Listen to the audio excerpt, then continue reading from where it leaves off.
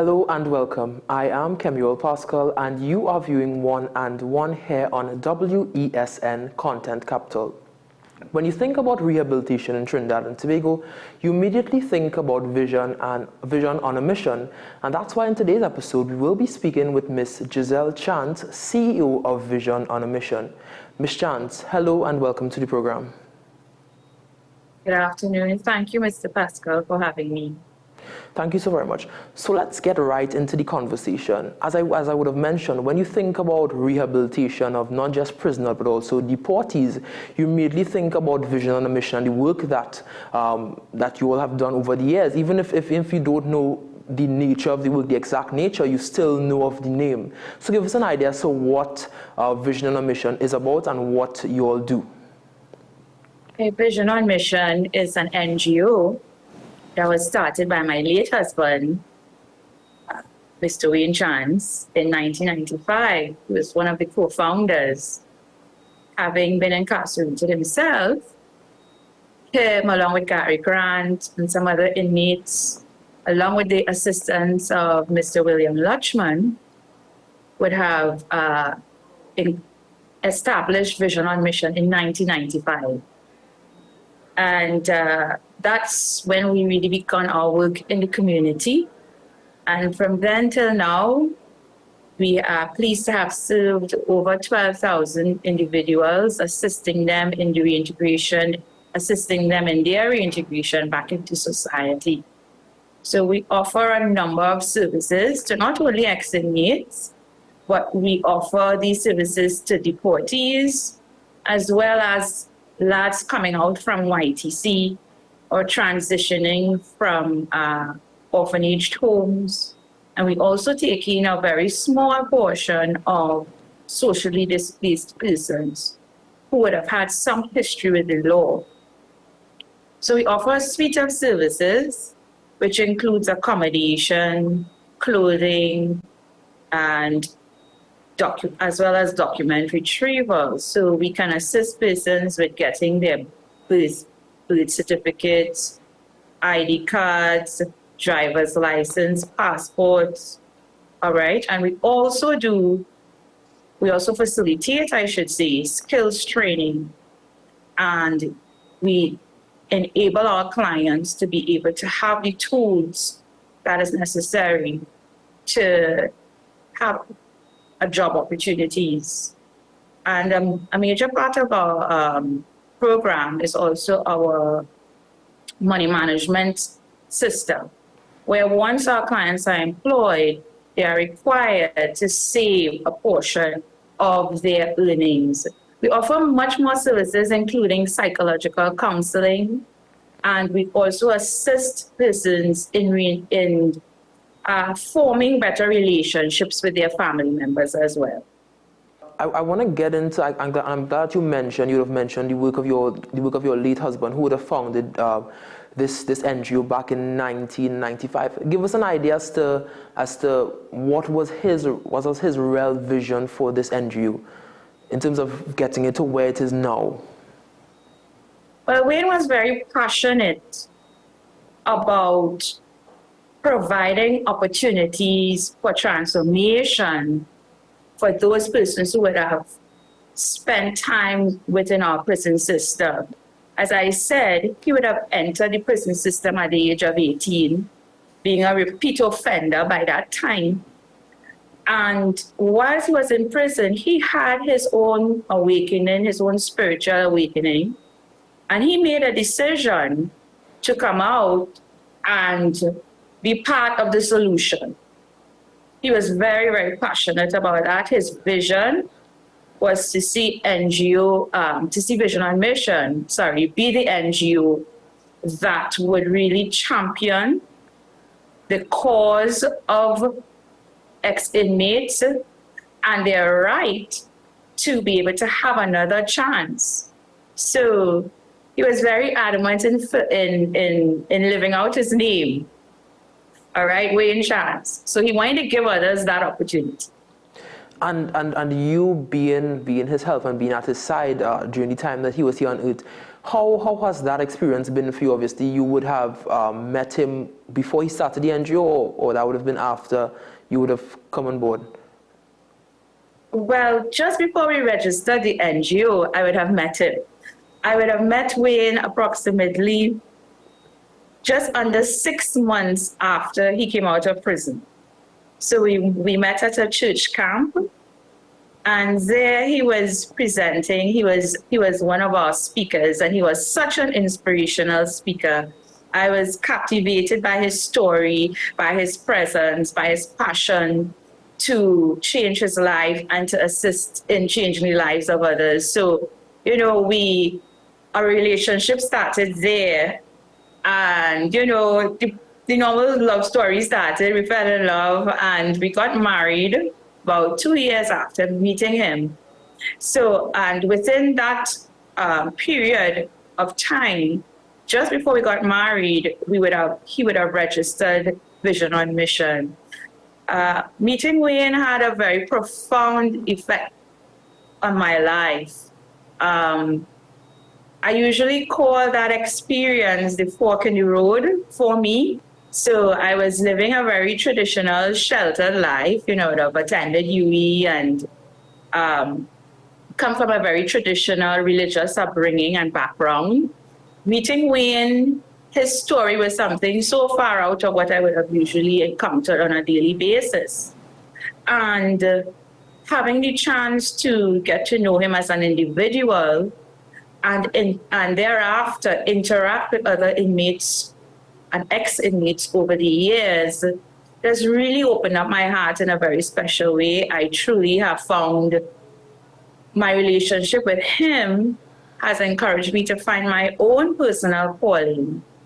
And I realized that I really love the social work that I do. This is one of my, this has now become one of my passions. Well, of course, and I do see the passion just based on the work that the NGO has been doing over the years and the work that the NGO is known for. In fact, the NGO's vision is to be the principal provider of rehabilitation, integration, and resettlement services for prisoners, ex-offenders, deportees, delinquent youth, and socially displaced persons. You would have known your late husband, and you would know the work that he really and truly wants to do or would have been doing over the years. Give us an idea as to like where this vision comes from and how you all have been able to carry out this work over the years.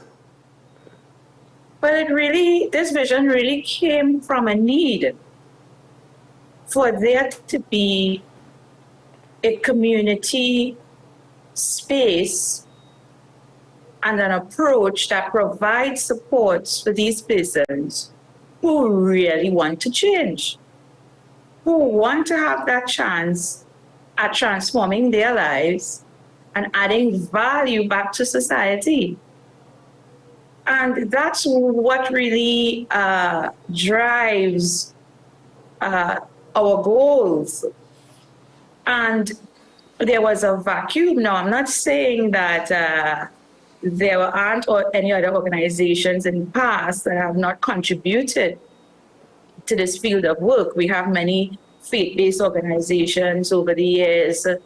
Pastor Parks, you have various other religious organizations that are associated with COPCAM, and COPCAM is really an interreligious body that does supports the prison system with its reformation of inmates. So we have had organizations over the years that we would have encountered himself within the prison. But what he saw is that whilst within prison, he realized, listen, there is very little available to him outside, resources available outside when he would have left prison to access that would have really put him on a pathway towards success. So he decided to basically pave that road for himself, and not only for himself, but for others. Having had the personal experience of being in a very dark place, he made that choice And I don't think anybody else may have been as motivated as he would have been.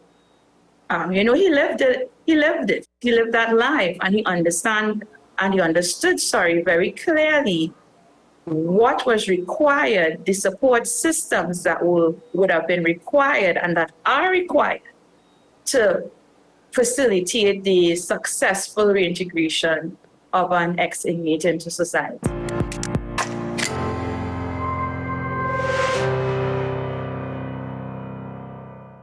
We make sure you're safe to drive. Motor Care and Maintenance, MCM Limited, for all your vehicle repairs, diesel and gas. Approved inspection station.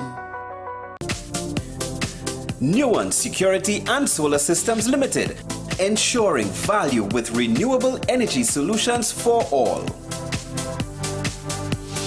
The Guide family has been serving TNT for over 80 years. JE Guide Funeral Home and Crematorium, 2 locations, San Fernando and Princestown. Let your voice be heard. Call Madam Fix It on WESN, the only place that effectively helps you with your woes. Having problems getting onto government agencies, water woes, NIS and pension problems, potholes, and much, much more. Call me, Madam Fix It, every Monday, Wednesday, and Friday, right here on WESN. Let me fix it for you.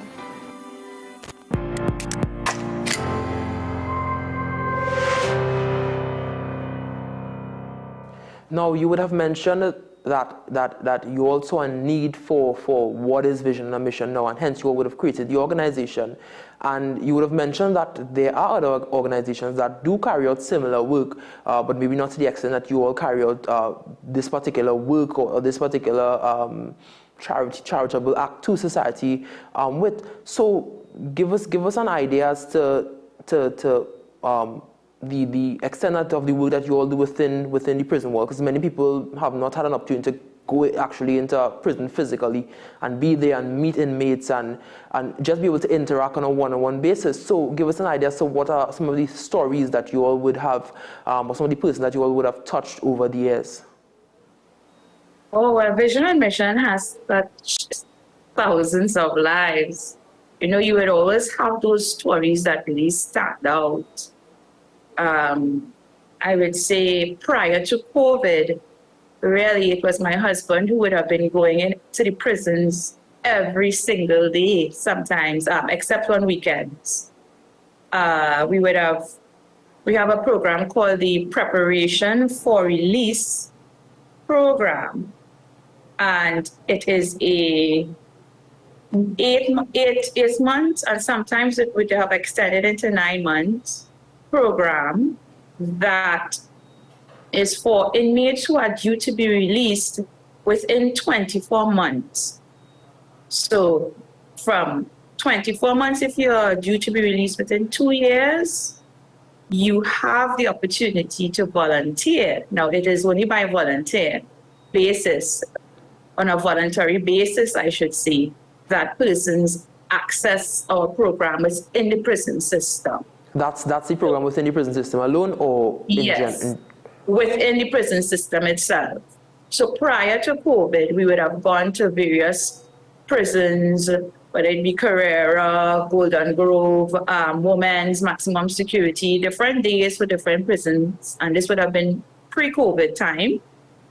And this program would have been run, and we continue this program today, but we do it on a virtual platform where all five prisons have where we conduct the program, at the same time on a specific day, on Wednesdays actually, and inmates throughout all the various prisons have access to this program. So this program really prepares the inmate for re-entry into society. We cover a number of topics. We cover the mental space of the individual, talking about accountability, integrity, moral values. We also speak about family issues, relationships. We talk about money management. And we also integrate in our programming several cognitive behavioral methods in a very practical way that allows the inmate to look at their experiences, to look at what would have led them to the life that they would have lived, and what may have caused them to commit the crimes that they may have committed, well, that they would have committed, sorry, because we deal with the convicted section at this time. So there's a level of introspection that occurs, well, that we try to facilitate through that program.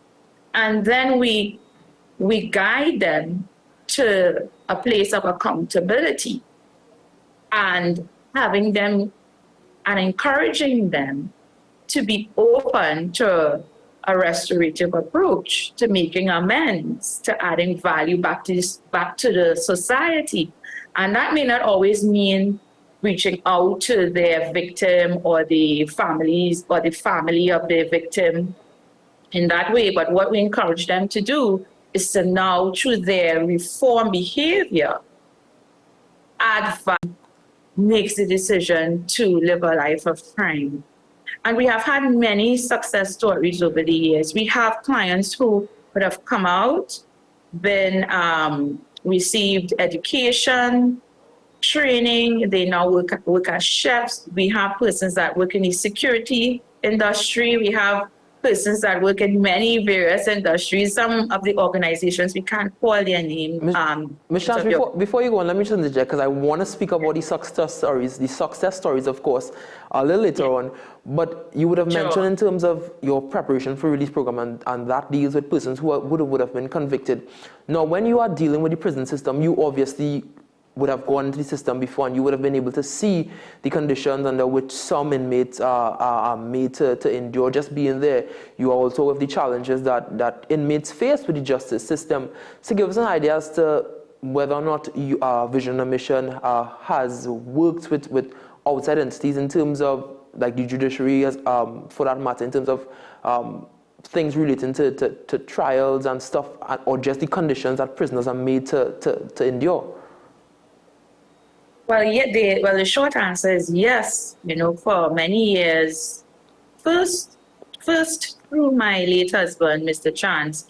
For those who would have remembered him on radio, you know, he had a radio program called Project Hope, which I now continue on I-95.5, and on that radio program, he would very vociferously voice and make known to the public the conditions that existed within the prison over the years, and in some way continues to exist. And while there has been improvement in the infrastructure throughout various prisons within the country, there still much more needs to be done. Much more needs to be done in order for our inmates to be rehabilitated in a very humane way.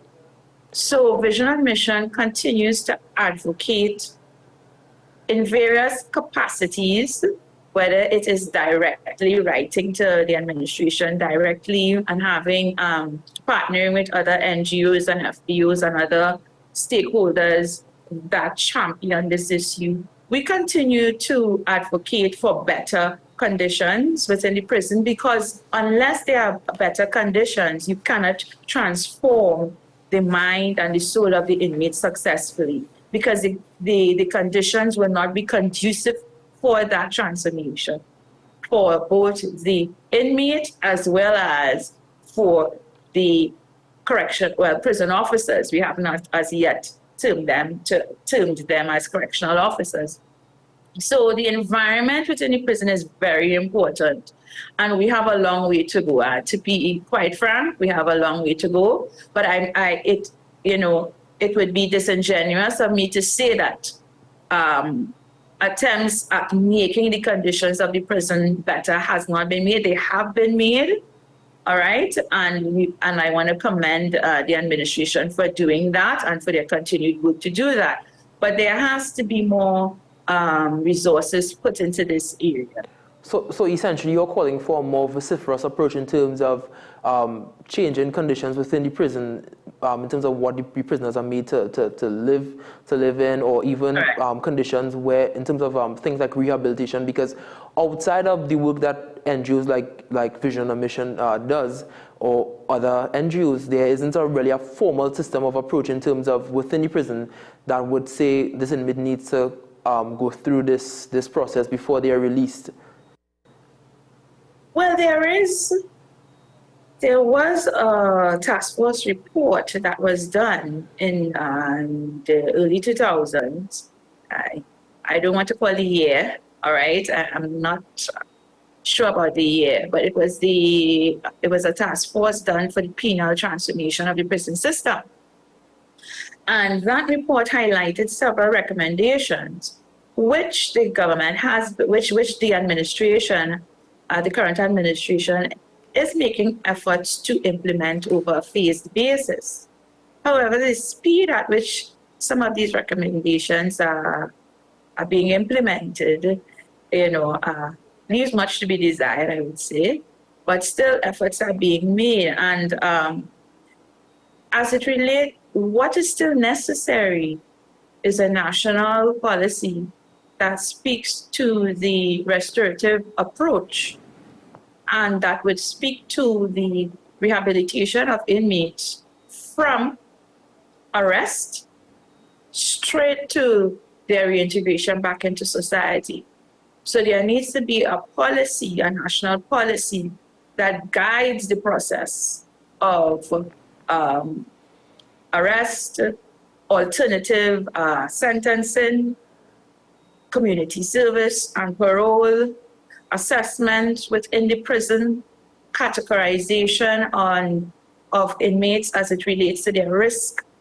Then there needs to be emphasis placed on, there needs to be systems and processes that guides the interactions between the police service, the prison system, the probation unit of the courts, the court system, and then by extension, the community correctional facilities, which is what Vision Mission is, because there is no state facility.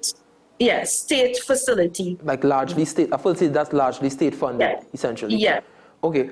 Outside of Vision Mission. Sure. So obviously you can't do this work by yourself, and you do partner with stakeholders. And I was looking at your website. In fact, I looked at your website, and the website is very, very informative, very clean, very clear. Everything about the organization is there, from your history back in 1995 to where you all are at present. And I would have seen that you partner with stakeholders like the European Union, the Ministry of National Security, obviously the Prison Service, Ministry of Social Development and Family Services, the UN Developmental Program, and other agencies. Give us an idea as to what that collaboration involves. Well, as you would have said, we do partner with all of these stakeholders. We also partner with individuals. We want to assist in some way. They may have a skill, right, and that they want to share with us, whether it's in teaching, in training. And these collaborations are important because as an NGO, we have limited funding to get the maximum result. And the maximum result is a transformed individual, is an individual that would no longer see crime as an option or as a way out to his or her particular challenge. So and because we do not have all of the resources available to us in-house, internally, and we can't afford all of those resources, it is critical for us to get funding or to, and as well as partner with various national stakeholders. So again, we also look to partner with the TTPS, the Trinidad and Tobago Police Service, through its Gender-Based Violence Unit. We also partner with other NGOs. And right now we are looking at partnering with other NGOs as it relates to policy that I would have spoke about earlier, advocating for certain policies to be put on the table to guide the process of rehabilitative justice. Yes. Thank you very much, Ms. Chance. This has been One and One. I am Kemuel Pascal. Thank you very much for joining us on today's episode.